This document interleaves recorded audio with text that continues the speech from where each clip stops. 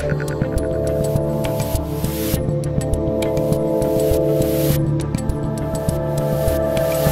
up, Internet? I'm Dave Rubin. This is the Rubin Report. It's December 15th in the year 2022, and the big Rubin Report holiday party is tonight. So we've got to do a tight show so that these fine people can go home and put on their tuxedos and whatever else they're going to do. There's going to be a lot of tequila this evening. We are live streaming on Rumble, YouTube, and BlazeTV. If you have not subscribed, jump over to rumble.com/Rubin Report and RubinReport.com/locals, where you can live chat with us and get extra bonus video streams. And I posted some pictures of the kids this morning and all that good stuff. If you did not know what that cold open was, so that video, which was, I have to admit, it was doctored, misinformation specialist, you know, that was yesterday. Nancy Pelosi was unveiling her portrait in the Capitol. But the meme makers of the internet, I believe it was the people over at Post Millennial, they put the picture of non-binary, gender fluid Biden nuclear waste official and also bag thief criminal Sam Brinton.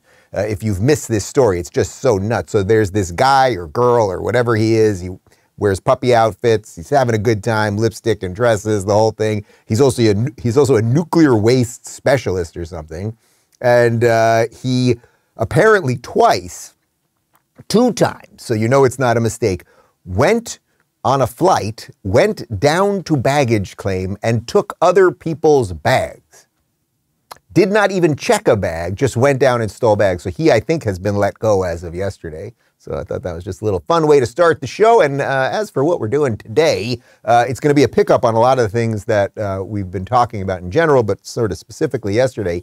Fauci, this Anthony Fauci guy who is just being exposed left and right as a fraud and a liar and on the dole and on the take and all of that stuff, and really as someone who has taken every position on COVID all along the way, he is now firing back at Governor Ron DeSantis here in Florida. We talked about it yesterday. Governor DeSantis has now commissioned this panel of people, including a couple former guests of this show, Dr. Jay Bhattacharya from Stanford, Brett Weinstein, a couple other people, to look into vaccine injuries, to look into how the CDC and Fauci himself may have pushed bunk science on us, and what that did to the civil rights of Floridians. So that's actually very exciting. But it's not just the corruption and the lies of COVID. We're kind of seeing it everywhere right now, which of course is connected to what Elon Musk is doing with Twitter, where we're getting more information. So as I always say, it's like if you've managed to stay roughly sane over the last couple of years, I give you a lot of credit. I would say I'm just roughly sane, like just roughly sane. That's all you had to do, because we were inundated with such misinformation. The truth was so consistently hidden from us, and they pushed nonsensical policies that they knew did not work. We can only guess why they did it. Well, I think we can speculate and probably figure out some pretty good reasons. These people like money and power. That's basically it. And we're pushing back, and more people are seeing what's what, and we have to just keep putting the pressure on the private institutions, the public institutions, and much more. So that's what we're going to be doing today. Before we get to it, let me talk to you guys about Storyworth. You know, this holiday season, I want to give a gift to my loved ones that makes them feel special and unique, just like the relationship we share. That's why I'm giving everyone I care about Storyworth. Storyworth is an online service that helps you and your loved ones preserve precious memories and stories for years to come. It's a thoughtful and meaningful gift that connects you to those who matter most. Every week Storyworth emails your relative or friend a thought-provoking question of your choice from their vast pool of possible options. Each unique prompt asks questions you've never thought to ask, like, what's the bravest thing you've ever done in your life? Or if you could see into the future, what would you want to find out? After 1 year, Storyworth will compile all your loved ones' stories, including photos, into a beautiful keepsake book that you'll be able to share and revisit for generations to come. I'm going to give my keepsake book to my 2 baby boys when they are older, and Justin spit up all over me twice today. Reading the weekly stories helps connect you with loved ones no matter how near or far apart you are. With Storyworth, I'm giving those I love most a thoughtful, personal gift from the heart and preserving their memories and stories for years to come. Go to storyworth.com/Rubin and save $10 on your first purchase. That's storyworth.com/Rubin to save $10 on your first purchase. And now back to me. I will tell you guys, so I take the kids in the morning, and Justin, I had him this morning. We do the full bottle. He's at 6 ounces right now. And he's sucking this thing down. I was like, he is kind of eating this thing fast. The kid must be starving. And then I'm trying to burp him. He spit up, all over my face, all over my shirt. Then I was like, oh, he's spitting up all over me. I kind of turn him around, and then he spits up all over my shorts. Anyway, I didn't use hairspray today. It's just spit up. It works. It works. There's a viscosity to it and a hold that's very impressive. All right, let's talk about this Anthony Fauci fraud. Anthony Fraudchi.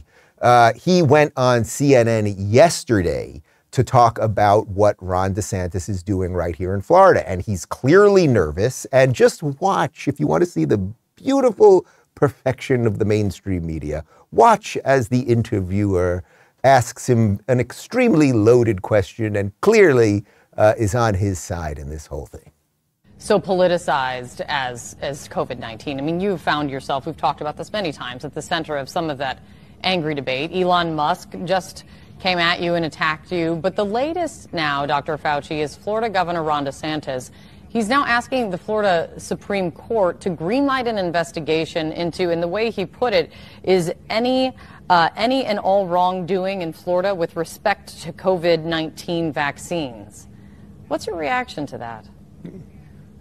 I don't have a clue, Kate, what he's asking for. I mean, we have a vaccine that unequivocally is highly effective and safe and has saved literally millions of lives. It's a very difficult situation. You're absolutely correct. It has been politicized, and it has been politicized in a way that has actually caused lives, because if people don't get vaccinated, which unequivocally is life-saving because of political ideology. Everything he said there is a lie. It never stops with the guy. The balls on this bureaucratic buffoon are large. He has large balls. I'll give him that. A couple of things there. First off, the vaccines are not highly effective. Fact check me, fact checkers. Joe Biden last June, if you get the vaccine, you will not get nor transmit COVID. That is what Walensky at the CDC told us. That is what Fauci told us. That is what virtually every government official told us. Before this, if you were vaccinated against something, before the COVID vaccine, you did not get the thing. That's what we all thought vaccine meant. Oh, you're vaxxed from polio? You ain't gonna get polio. Polio, vaccine, polio, that way. Polio doesn't go this way, doesn't get in the system. But they've literally changed the definition of vaccine because the COVID vaccines do not work as every previous vaccine. So that's one thing. Then he says that it saved millions of lives. There's just no evidence of this. There is no long-term evidence of this. There may be some evidence that people of a certain age with some other diseases got some temporary protection from COVID. Perhaps, but there is no evidence that it has saved millions and millions of lives. I don't think, honestly, at this point, that there's any evidence. Had we done nothing, and I really mean that, absolutely nothing, we would have known that there's this kind of flu-like thing going around the world. And everyone's just going to kind of get it. And just remember, everybody, take care of yourself. Don't forget to drink a little water, get a little sunshine, exercise every now and again, maybe get off your ass. I think things probably would have been better. Well, I think things for sure would have been better at a sort of psychological level after the insanity and the gaslighting of the last 2.5 years. And also this idea that we're the ones that politicized this thing. We politicized it by pushing back on the nonsense. That's what he's saying. These people politicize it, meaning the Republicans or conservatives, whatever. It's like, wait a minute. First off, in the world we live in now, everything is political. But if you shut people out of their jobs, if you don't let kids go to school, if somehow teachers' unions seem like they're in cahoots with the science, the scientists, and all of the CDC and the NIH and everything else, you guys made it political. We're just calling out your BS. That's all it is. So every single thing that he says is a lie. Oh, and then the big one, that they're safe and effective. Okay, I already dealt with the effective part, right? They're just not effective in any way that we used to think effective meant. Safe. Well, I was at the panel, the DeSantis panel 2 days ago, where he was assembling this group of scientists and doctors to deal with and look into some of these vaccine injuries and much more. One of the doctors that he had there was ER Dr. Joseph Freeman. He has done many, many studies on this. As far as I can tell, you could correct me if I'm wrong if you're watching this on the computer machine, nobody is questioning his credentials related to any of this. And when Fauci says safe, what Dr. Freeman talked about was how Pfizer and Moderna know this, that when they were putting these vaccines out, that there was a 1 in 800 chance that there was going to be a highly adverse reaction. And what he's talking about is heart disease, serious stuff, not just like you're going to be, you're going to have aches and pains for a day or two like you might have if you got the flu vaccine, something like that. 1 in 800. Now you may say, well, 1 in 800 doesn't sound that bad. Well, when it comes to other vaccines like the polio vaccine and things of that nature, it's 1 in a million. That is a massive, extraordinary difference. 1 in 800, and we're forcing the vaccine on all these people that don't need it, on top of all the myocarditis stuff and all that. But 1 in 800 is very, very different than 1 in a million. But that's what these people do. But let's continue, because I don't want to focus too much on Fauci. I don't like him very much. Why am I talking about him so much? Let's move on to some other people that aren't very good. You guys all know this story about FTX, which was the crypto exchange run by this absolute charlatan by the name of Sam Bankman-Fried. And FTX collapsed. It basically was a complete Ponzi scheme where they were taking money from people, putting it in essence into like this shell company that did nothing, and they were buying all sorts of properties, and his parents became rich, and they've moved all sorts of money. Nobody knows where any of the money is. He got all kinds of people involved in this thing, celebrities, athletes. Tom Brady got screwed on this thing, a whole bunch more. Well, anyway, he was supposed to testify in front of Congress yesterday, but magically he got arrested the day before, so was unable to do so. Here is video of SDNY attorney Damian Williams detailing the charges against Sam Bankman-Fried. Now, let me say a little bit more about what we allege in the indictment. First, we charge that from 2019 until earlier this year, Bankman-Fried and his co-conspirators stole billions of dollars from FTX customers. He used that money for his personal benefit, including to make personal investments and to cover expenses and debts of his hedge fund, Alameda Research. Secondly, and relatedly, we charge that Bankman-Fried lied to Alameda's lenders about the source of the money that he was using to pay those debts. Third, we charge that earlier this year, in the midst of the crypto crisis, Bankman-Fried lied to investors in FTX about the fact that he had sent billions of dollars in FTX customer money to Alameda. And fourth, we charge that Bankman-Fried violated federal campaign finance laws by causing tens of millions of dollars in illegal campaign contributions to be made to candidates and committees associated with both Democrats and Republicans. These contributions were disguised to look like they were coming from wealthy co-conspirators, when in fact, the contributions were funded by Alameda Research with stolen customer money. And all of this dirty money was used in service of Bankman-Fried's desire to buy bipartisan influence and impact the direction of public policy. Okay, so this is pretty powerful stuff with this guy. This story, you may be watching this story and going, well, wait a minute, there's always fraud on Wall Street, and crypto sounds kind of shady, and people involved in finances do all sorts of weird stuff, and we've heard about Madoff and Ponzi schemes and all the rest of it. But what really is interesting about this is how connected this guy was to the political elite, and that this story did not break, shocker, this story did not break till the day after the midterm elections, when all the checks were cashed, all the analysts and the advisors were paid, and everybody got their little piece. The day after, suddenly, oh my, it does turn out that this guy who didn't really have a product, who's been put on every TV show, and we're told he's Jesus too, he's actually a massive charlatan. So, you could say he stole billions, he used it for personal use, he lied to lenders, he lied to investors. The big one is the campaign finance stuff. So we've got a little bit more from Fox News on that. Two of the biggest Democrat beneficiaries of disgraced FTX founder Sam Bankman-Fried's campaign donations reportedly won't say whether they plan to return The donations. In total, Bankman-Fried reportedly spent upward of $40 million on campaign donations in the 2022 midterm cycle, with the vast majority going to Democrats.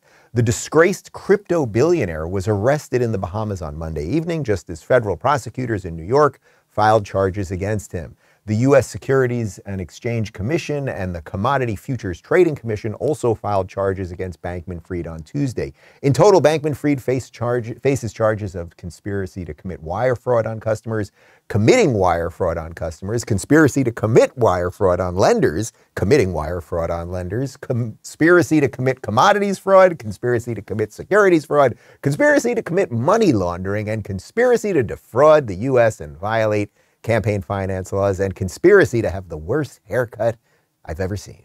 Look, this is a big story because he was stealing money, not only using it for all his own selfish purposes. Okay, fine, that's like corrupt guy 101. But he was buying influence with politicians. And as the attorney in New York said, he was doing it on both sides. However, it was wildly pro-Democrat. And by the way, many politicians, this is something Donald Trump talked an awful lot about in 2015 and 2016. An awful lot of rich people buy influence on both sides. Like, you might give more to the guy you really want in, but you also want to hedge your bets. So Trump used to say, well, I would give money to Democrats and Republicans. Hillary, I used to give money to you. Now you tell me I'm a Nazi, because they're hedging their bets. You might want one person to win a little bit more. Generally, they want Democrats to win a little bit more because they're more part of the machine, and the machine's been pretty good to super wealthy people. I know that's a little counterintuitive relative to taxes, but that's generally how it works. But he was the second largest Democrat donor. He was in the Democrat machine. Here he is with lovely lady Maxine Waters. I mean, look at this guy. Look, what a clown show. Who are these people? Anyway, yesterday, the hearing that he was supposed to be at but did not get to because he's now been arrested, what a wonderful coincidence that was, so he wasn't able to testify under oath. Maxine Waters is on the committee that was leading this thing, and she, who has defended him, who got money from him. How much is Maxine Waters worth? Maxine Waters, who is a representative in an LA suburb, which is one of the poorest suburbs. She doesn't live there, though. She lives in Hancock Park, which is one of the richest areas in all of LA. She's got to be worth at least $20 million. I'm going to throw out $20 million. She's been in Congress forever. How much is it? 50? 10 million. She's worth a cool 10 million. I don't know how she did that on a mere government salary. Anyway, she was part of the hearing yesterday, and basically she was trying to silence other representatives who wanted to ask questions. It's really rather remarkable and just smug, gross, awful lady. Go. Record the closing statements from Ranking Member McHenry and myself. And I'd like to thank you, Mr. John Ray III. Chairwoman Waters. For your presence here today. Chairwoman Waters, I've not had an opportunity to testify or to question the witness. I'd like to thank you for your presence. Chairwoman Waters. And for the time. Parliamentary inquiry. Yes. Are all members entitled to question witnesses? You are, and if you would like to miss the votes on the floor for everybody. Hey, it's the chairwoman's prerogative to call a recess. 1 moment, please. That's your decision, not mine. Just 1 moment, please. You may go right ahead and have 5 minutes. Thank you. Thank you, Madam Chair. You're certainly welcome, sir. You're certainly welcome, sir. She's just awful. Gooden had every right to ask questions and have his voice heard and everything else, but very odd to me. Why would she want to shut this thing down real quick? And, for those of you, I haven't done a Star Wars reference in a while. That was literally a scene from Star Wars, the prequels. Yeah, I'm going to the prequels. Remember in Phantom Menace when there's the Trade Federation blockade of Naboo and Queen Amidala takes it to the Senate and they're up there and she's pleading her case. She's going, they're the separatists, they're blocking us. What are we going to do? They're attacking us, all this stuff. We have no weapons. And then Chancellor Valorium standing there, just like Maxine Waters is. And then this guy comes in his ear and whispers something to him, which is exactly what that woman did to Maxine Waters. And next thing you know, nothing happens. These people are terrible. I don't like them very much. Let's continue, because Sam Bankman-Fried, and again, you may say, well, all right, it doesn't matter. So he gave money to politicians. So he's corrupt. So all of this stuff always happens. So crypto's a scam. Like, you might think all of that stuff. But why is it that this guy was so beloved by the system? That's the real question. Why is it that this guy was on every podcast?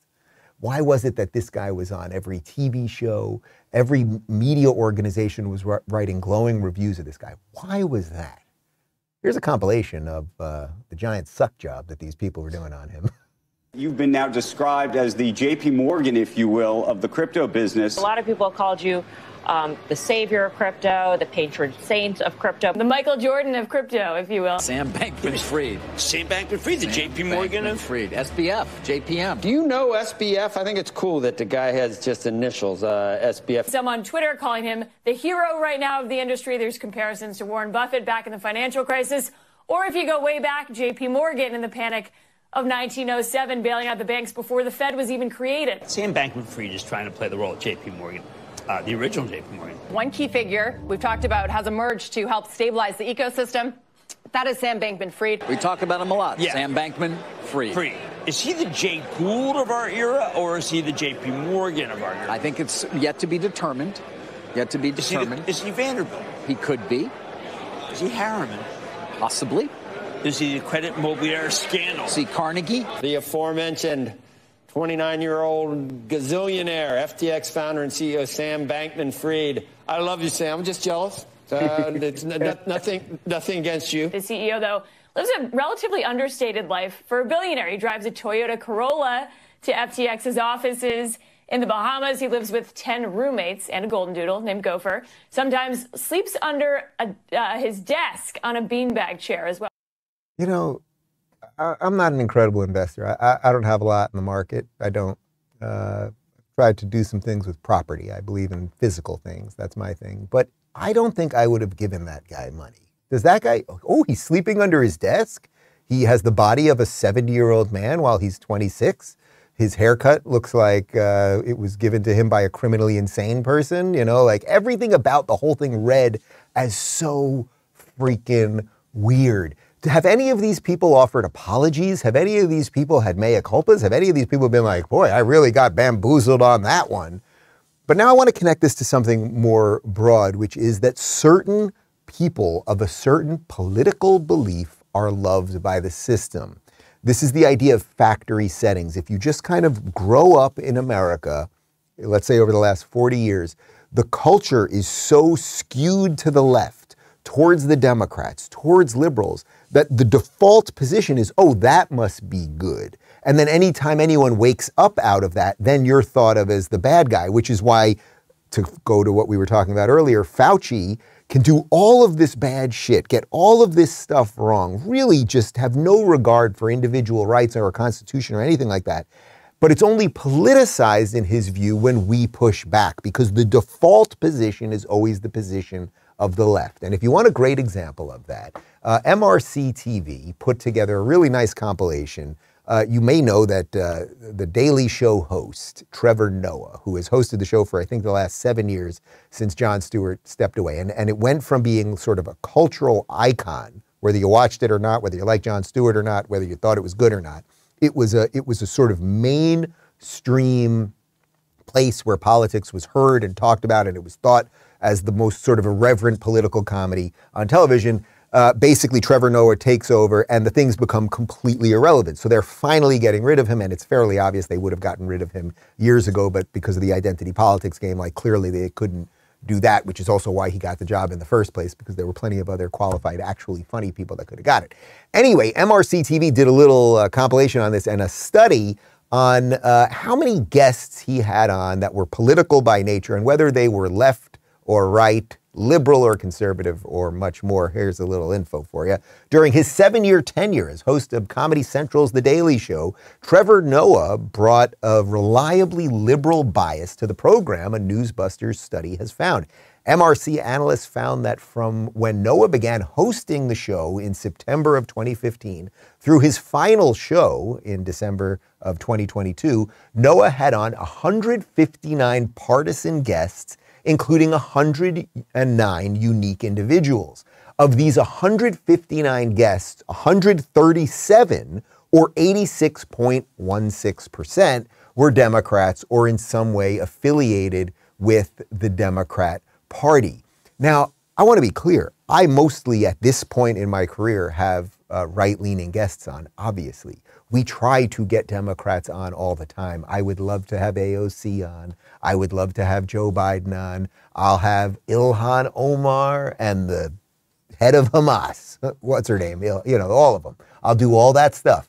They don't generally want to talk. But I'm not hiding what my political bias are, right? Like Comedy Central is thought of as a, I suppose, an apolitical network, but everything they gave you, everything they made feel normal was from a leftist perspective. No one's coming here like I'm bamboozling you as to what I believe. I tell you what I believe every second of every day. Anyway, here's a little compilation of Trevor Noah's left-wing bias. Does this ever get tired, just walking around and people cheering for you when you walk into rooms? There seems to be this feeling where you walk around the country and people go, it's a little bit of oh, but it's also yay! Gender change is not a trend, all right? It's been around for thousands of years. But if it was, why does the church care about it so much? First of all, transgender people can reproduce. And secondly, again, why do you care, right?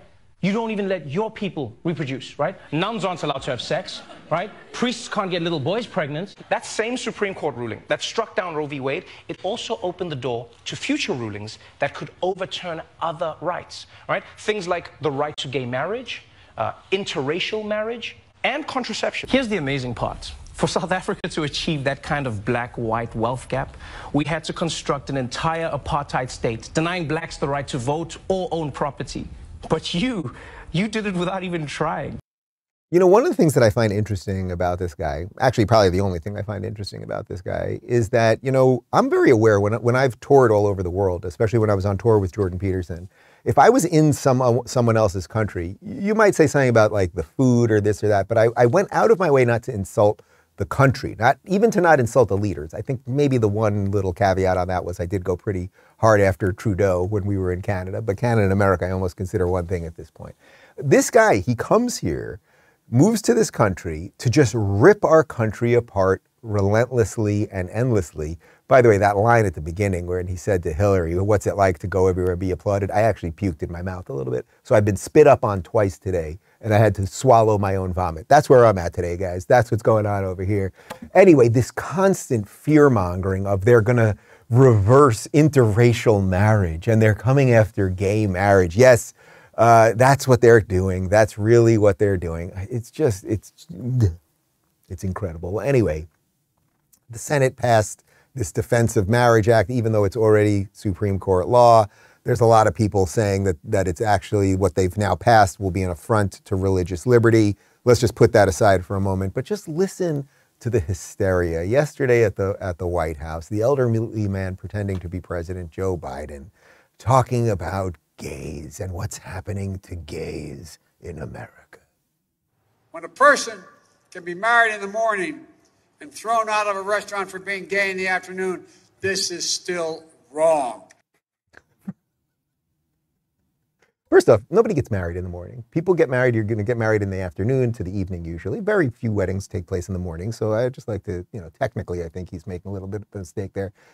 There is no evidence. We did a whole bunch of Googling yesterday of gay people being kicked out of restaurants.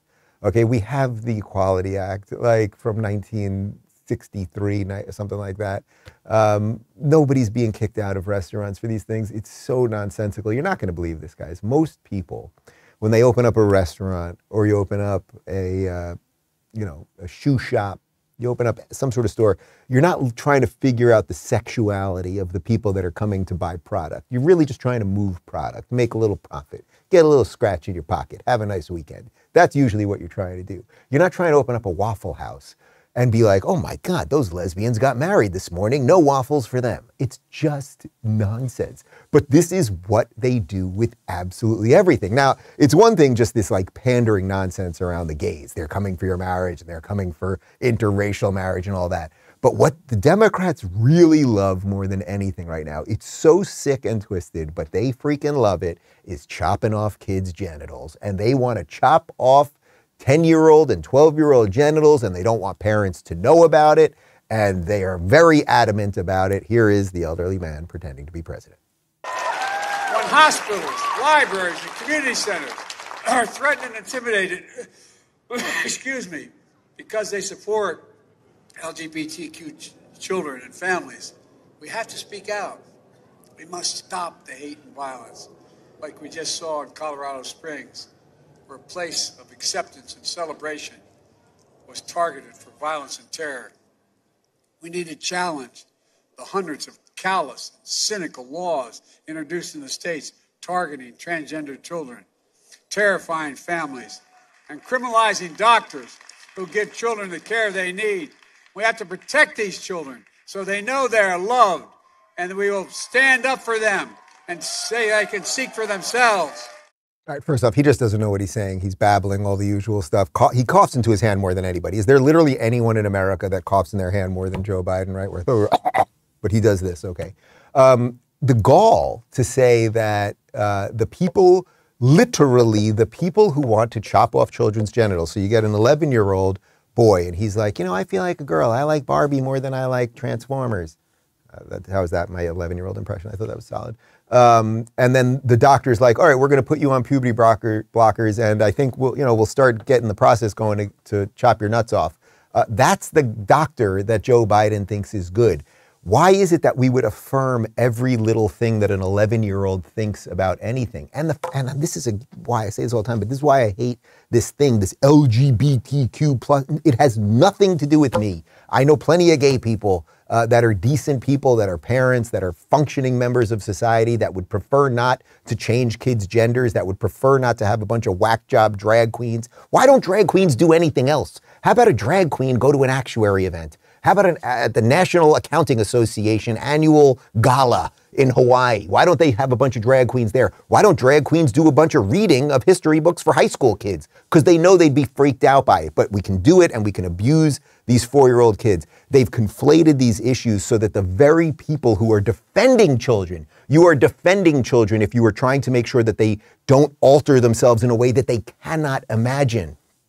Cannot imagine. And we've played a video once or twice before of Jordan Peterson talking about the trans issue. And one of the things he says is, even if you were to take whatever it might be, it's something like 0.001% of people who are actually trans, like they are fully trans and they've dealt with all the psychological, they've gone to psychologists, like they've really done all the work and they really fully, fundamentally believe they are in the wrong body. Meanwhile, it's exploding by like 1,000% across the country. So there's obviously a social conditioning element to it. But even if you just took that person, the person who is truly in their mind of the wrong body, right? The idea that if they take puberty blockers, if they massacre their body, chop off their breasts, chop off their genitals, add genitals, all of the stuff, that somehow on the other side they will be happier and better off for it. We don't know that either. And there is a huge movement of detransitioners right now. But let's get away from that for just a moment. And here's just general Biden gibberish nonsense. And a special thanks to our performers, Joy, Sam, and Cindy. Look, in the gay man's choir in Washington, D.C., gay man's married. Yeah, whatever. Okay, that's just usual nonsense. Here's Nancy Pelosi, and she has to tell the audience when to applaud because they don't really get her. All this is easy for you because you're from San Francisco, and that's an applause line. You're from San Francisco. You can get crack and meth and heroin wherever you want it. Here's Cyndi Lauper. She was a big star in 1986, and she sang at the event, and I'm starting to think that maybe she should have retired in 1987. I see your true colors. That's why I love you. So don't be afraid.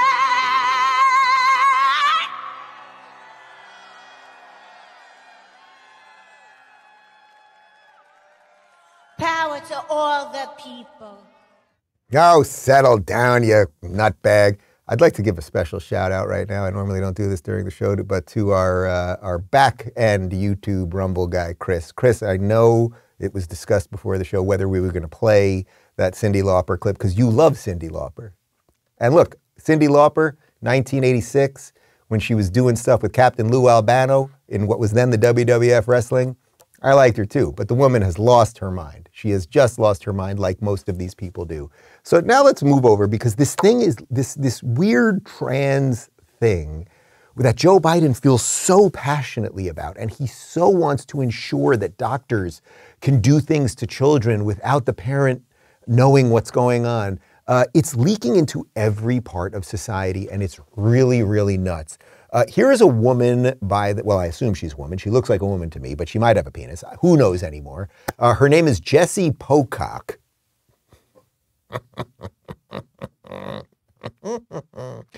A woman by the name of Jessie Pocock.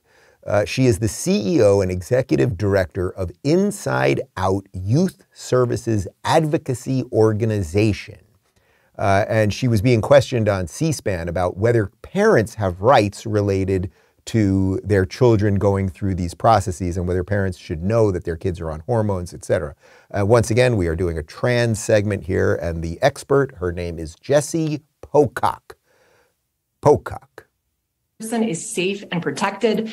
We are constantly filing reports of abuse and neglect because of parents I understand the cases young people who it they sounds are. like you're deflecting the question a little bit. I understand cases of abuse. There's laws to protect the abuse. I mean, schools actually are legally obligated to report cases of abuse, same for churches and the like, anyone who deals with young people. But, do parents have a right? Should they be informed about what's going on? Do they have a right to know what's going on in their kids' lives? So I think, again, those of us who are protecting and supporting young people are there and trusted with the information of the things that they are dealing with. In terms of parents' rights to know at schools, I mean, here in Colorado, parents don't have the right. If a young person is questioning their gender or their sexuality, there are laws in place that say that they have the right to process that with their trusted counselor and so forth. You do a significant amount of your work with kids even starting at age 13. Yeah. What would be the age of consent then in your mind? In our community, the age of consent to mental health therapy is 12 years old. So the woman who wants to talk to your children about transitioning and sexuality and everything else, just one more time, her name is Mrs. Pocock. Could have been Mocock or less cock. That would have made more sense. She believes that, as she said, that we have people who are protecting and supporting kids. I could have sworn that was the job of the parent.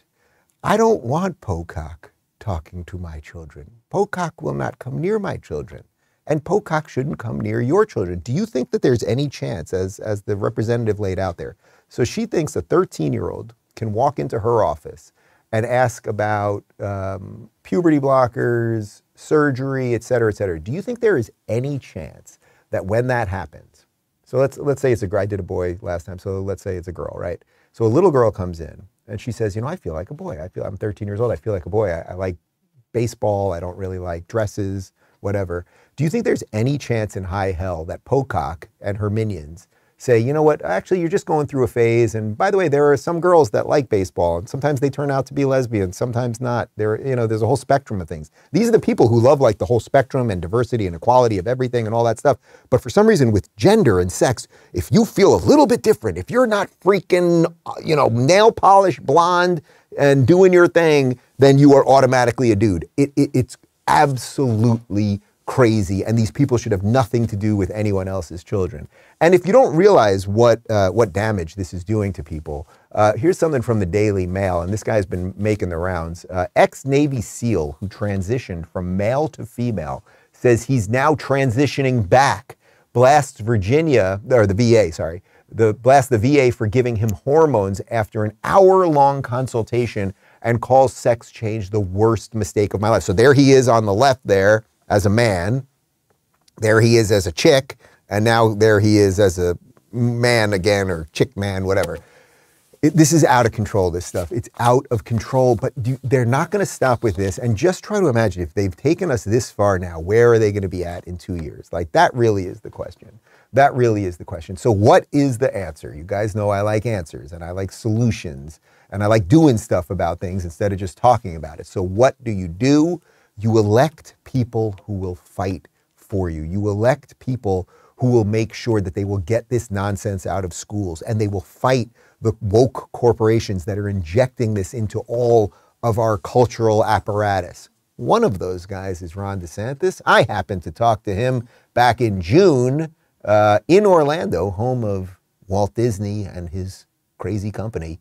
Here's what DeSantis said. You may remember this.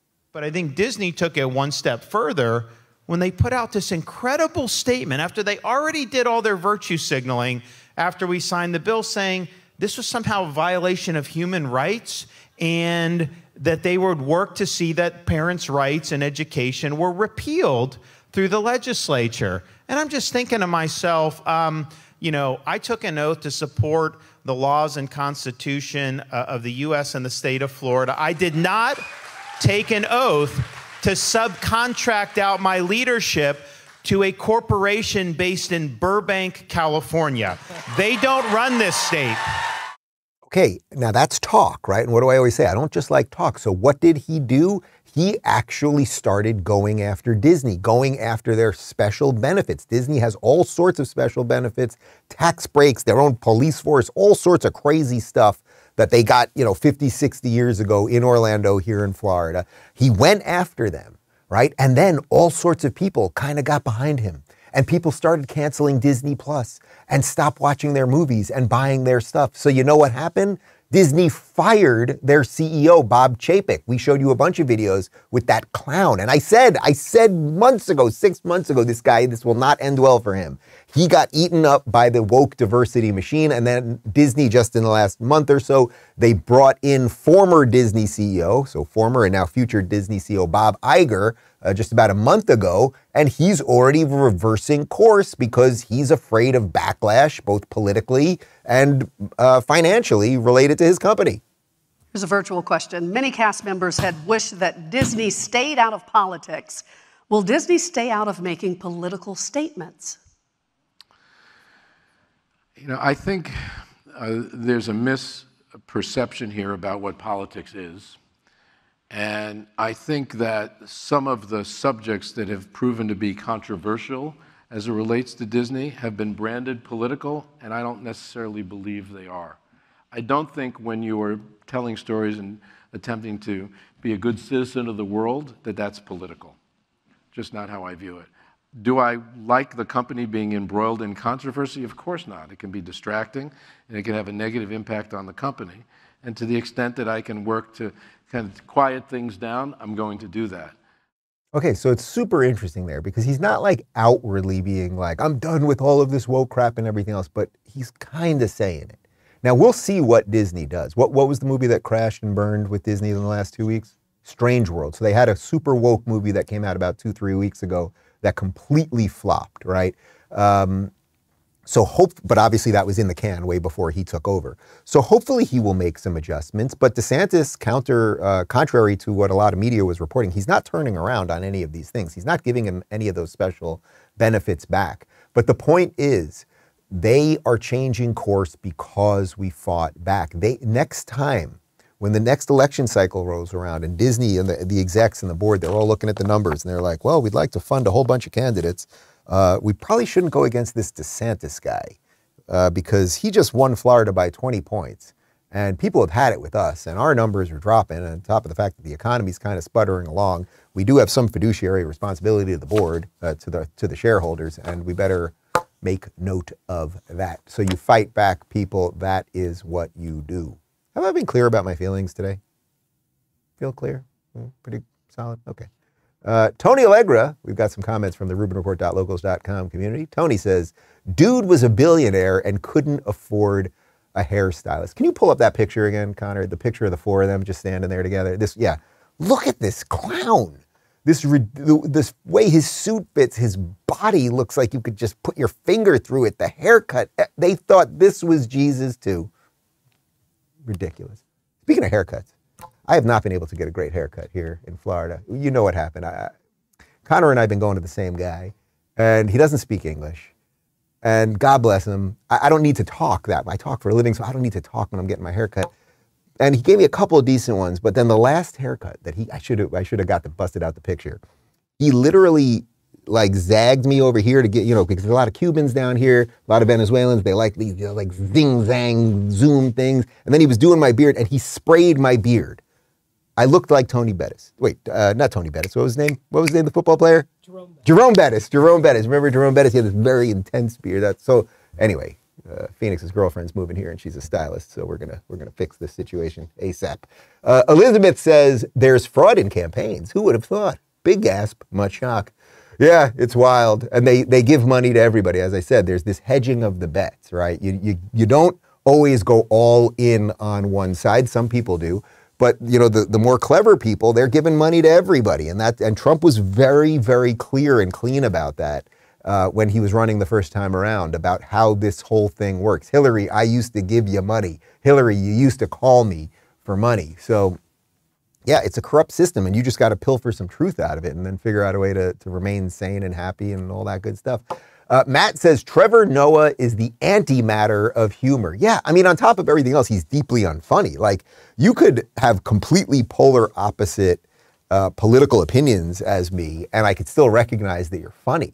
But he was just sort of the worst kind of partisan hack, which is what has happened with Stephen Colbert and the rest of the late night guys, thus leaving the #1 show in late night to be Greg Gutfeld's show. He's literally, I mean, I've said this many times, but people don't realize the other shows, if you look at Colbert, you look at who else is on late night even anymore, Kimmel or whatever, you look at any of these clowns, they have staffs, I kid you not, probably 50 to 100 people, if not more, on those programs. Gutfeld has about 5 people. There are 3 camera guys. He's got like 2 writers and a warm-up guy. There's a makeup girl. He's got about 6 people, and he's got the #1 show in late night, not just by a little bit, but by crazy wide margins, which just goes to show if you do something real, and what I love about Greg and the show, it's just like it's loose and it's funny and it's silly and it's not overly scripted and rehearsed and all of that stuff. And he lets me do whatever the hell I want, for better or worse. Anyway, if you want to join us for live chat during the show, rubinreport.locals.com. And we did give you a couple flummoxed Joe Bidens during this show, but we got one more for you on the cold close. And then the Rubin Report holiday party is tonight. There will be much tequila, and I'll see you tomorrow, everybody. Adios. And other partnerships in global health security to help save lives and combat COVID-19.